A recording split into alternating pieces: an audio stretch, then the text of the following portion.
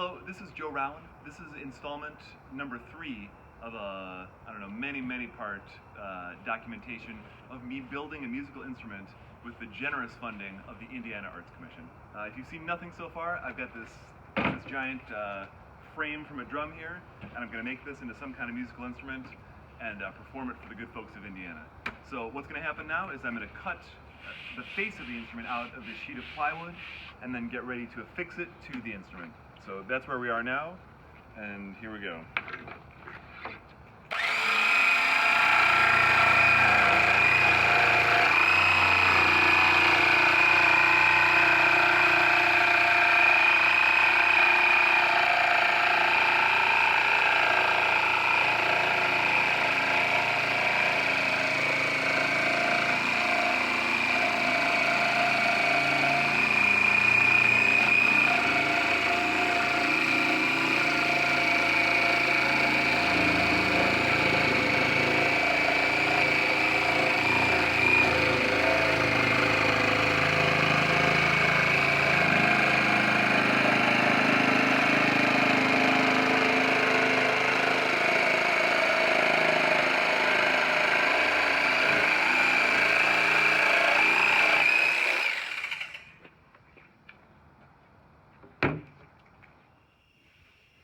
Alright, I've cut a circle out of a piece of plywood, the shape is the rim of the drum here, and I've kind of scored the outside of it. I don't know if this is what you're supposed to do, but I've been in the habit of when I have to glue two things together, if those things are smooth, kind of scoring it with a nail. So the whole gluing edge of this has been scored, and the gluing edge of this has been scored, so hopefully the glue will have something to grip into. And I did one other little thing here, which is I made some sound posts out of oak dowel to put inside the rim here.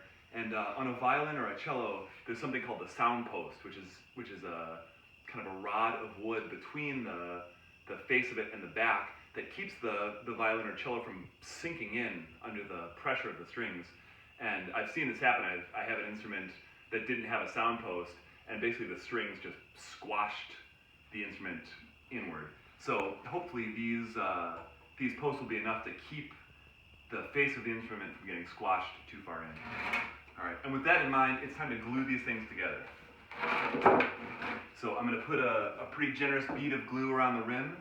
I'm going to put this plywood circle on top of it, and then screw it down, and hopefully that will be the end of that.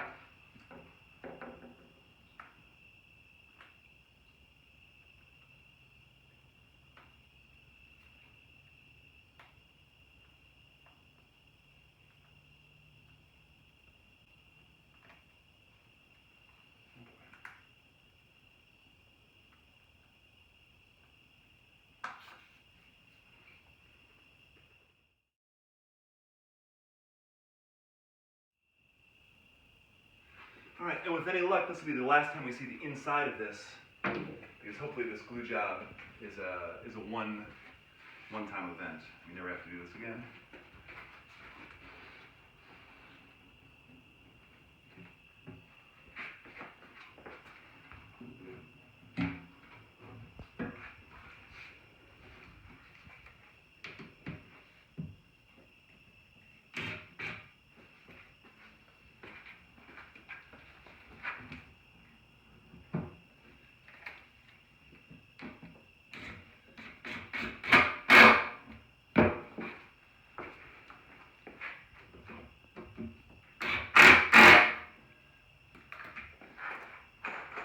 I'm going to go ahead and put the rest of these screws in all the holes here, and these little openings for these screws to go in are all countersunk, at least a little bit, so hopefully once these are all in there, put a little wood filler over the top of it, and then the screws will become invisible also.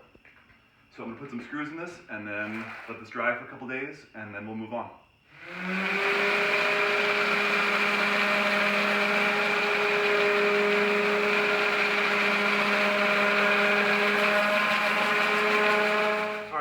I've got this thing sanded, I've got the drill holes filled in with wood filler, and the whole top is nicely sanded, and I put in a little nail right in the center so I can keep track of it. And now the only thing to do is put some primer on this so we can start painting it.